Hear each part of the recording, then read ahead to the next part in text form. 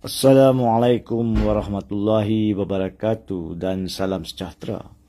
Pada hari semalam, Isnin, 10 hari bulan April 2023, media telah pun melaporkan perkembangan terkini yang telah berlaku di Mahkamah Tinggi Kuala Lumpur berhubung dengan ke-47 pertuduhan yang dihadapi oleh Timbalan Perdana Menteri Malaysia Zahid Hamidi berkaitan entiti Yayasan Akal Budi yang kini berada di tahap kes pembelaan, di mana laporan media mengesahkan bahawa Peguam Zahid Hamidi telah memohon penangguhan di atas alasan terdapat dua representasi bertulis, yakni permohonan bertulis yang telah dimajukan mereka kepada pejabat peguam negara untuk memohon pengguguran kesemua pertuduhan terhadap Zahid Hamidi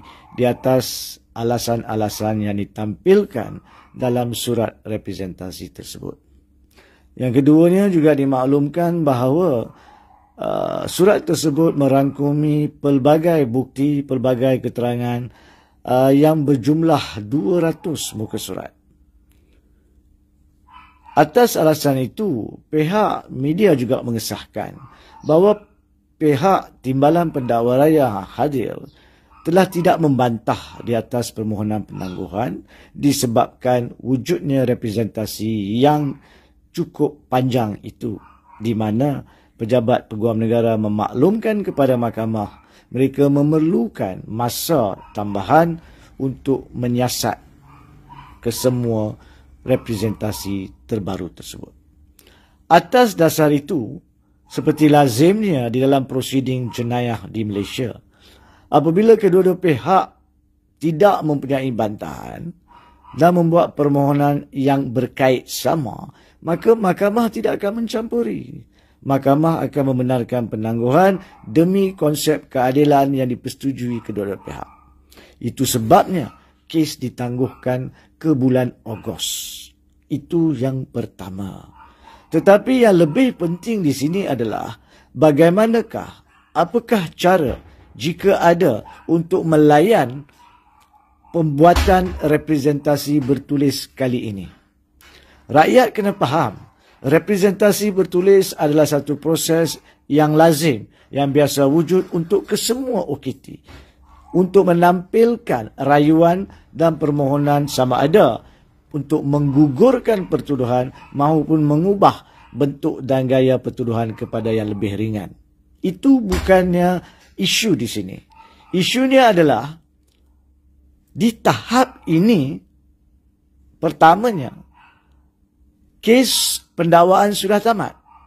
Bermaksud pihak pendakwa raya telah pun melaksanakan keseluruhan tanggungjawab mereka. Sebab dalam sistem jenayah, pihak pendakwa raya cuma perlu membuktikan satu kes prima facie melalui bukti-bukti di kes pendakwaan. Itu sudah selesai. Itu sudah tamat. Dan mahkamah setuju ada kes prima facie dan telah membuat keputusan memanggil Zahid Hamidi membuat pembelaan. Jadi di tahap ini, yang bukan lagi di tahap pihak pendakwa raya, tidak ada keperluan undang-undang, keadilan ataupun kesaksamaan untuk mengatakan pendakwa raya wajib menilai tampilan bukti-bukti ini. Kerana apa? Sebab pihak pembelaan yang kini sedang membuktikan atau menampilkan keraguan sahaja berkaitan kes pendakwaan. Maka yang dia adalah untuk pihak pembelaan menampilkan semua bukti yang mereka mengatakan terkandung dalam 200 muka surat bagi tujuan menimbulkan satu sahaja keraguan yang perlu bagi tujuan perolehan pembebasan. Justru pertama sekali, tidak ada kewajipan untuk melayan representasi bertulis. Kerana ini bukan dalam kes pendakwaan. Ini hampir di hujung kes pembelaan. Zahid Hamidi sudah selesai memberi keterangan beliau. Kini keterangan-keterangan ditampilkan melalui saksi-saksi lain. Biarlah pihak pembelaan menampilkan keterangan mereka untuk meyakinkan pembebasan jika mereka berjaya. Itu proses keadilan yang terbaik. Yang keduanya, dan yang sama penting jika tidak lebih penting, adalah persepsi. Seringkali kita mendengar terdapat persepsi-persepsi negatif yang dibangkitkan terhadap sistem pelaksana undang-undang maupun sistem kehakiman. Yakni sama ada sistem polis, SPRM, pejabat peguam negara maupun kehakiman.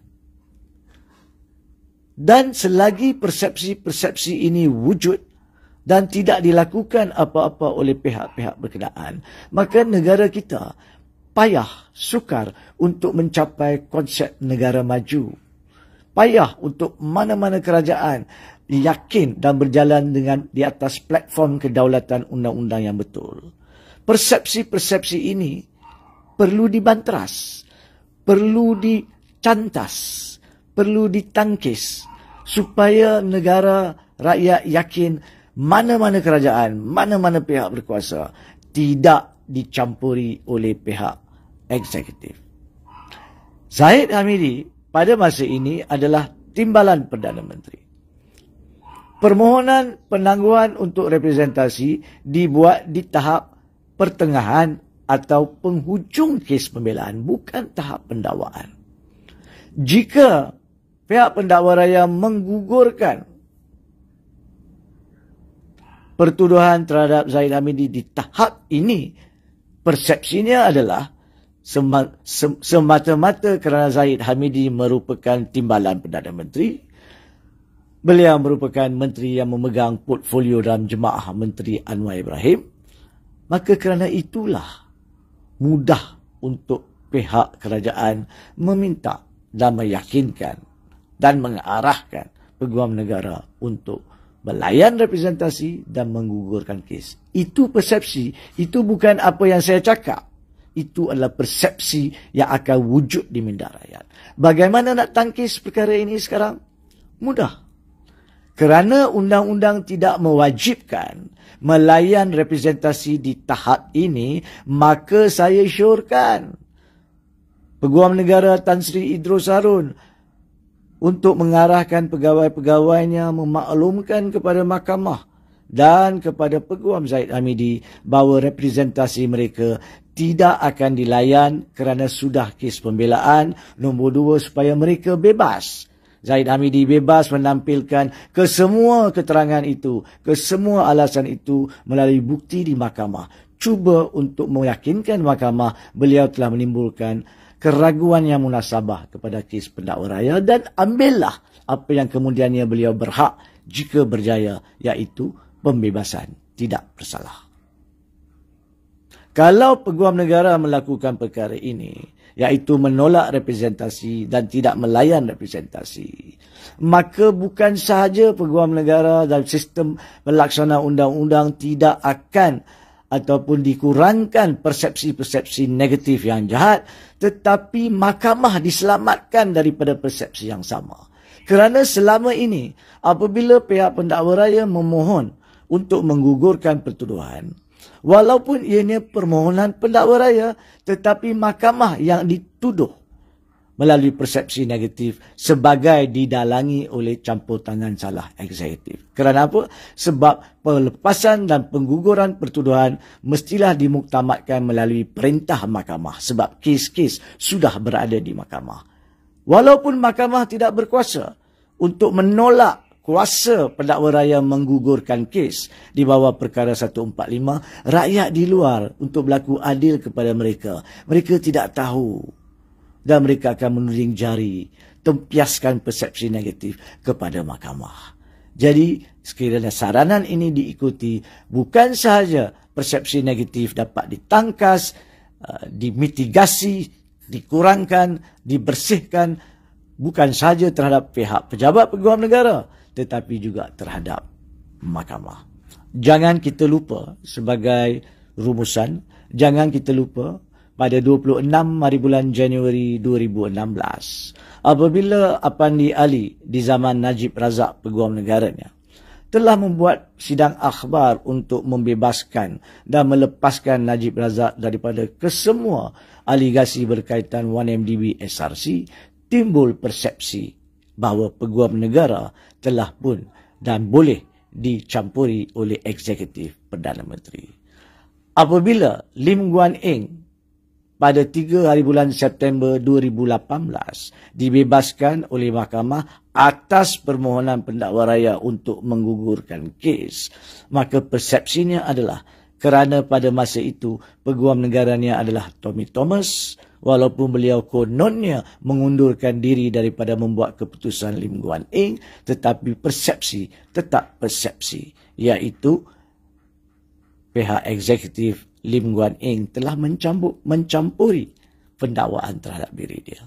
Begitu juga dalam kes di zaman Idrus Harun, apabila Riza Aziz, Musa Aman dilepaskan melalui perintah-perintah mahkamah di atas permohonan pendakwa raya. Apakah aligasi rakyat yang tidak boleh disalahkan? Adakah ini campur tangan salah eksekutif? Oleh itulah, tanpa mengambil kira politik yang tidak boleh mengatasi perlembagaan dan undang-undang, saya sarankan kepada peguam negara, inilah caranya, inilah masanya untuk menunjukkan dan mencantas persepsi negatif, supaya kita jangan mengatakan kenapa rakyat bangkitkan persepsi negatif. Kita sendiri mengambil langkah untuk menentukan tidak mungkin wujud persepsi negatif, iaitu tolak representasi, kerana alasan itu boleh dibangkitkan di dalam kes pembelaan oleh Zahid Hamidi sendiri.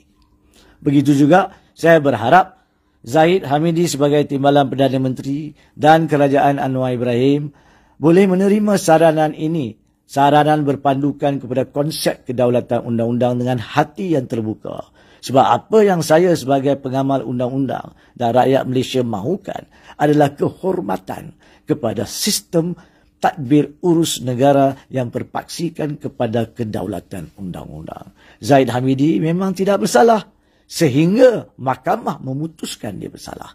Sehingga itu dia berhak untuk menampilkan apapun keterangan daripada 200 muka surat yang dimajukan kepada pendakwa raya untuk meyakinkan beliau menimbulkan keraguan munasabah kepada kes pendakwa raya bagi tujuan memperolehi pembebasan. Jika berjaya.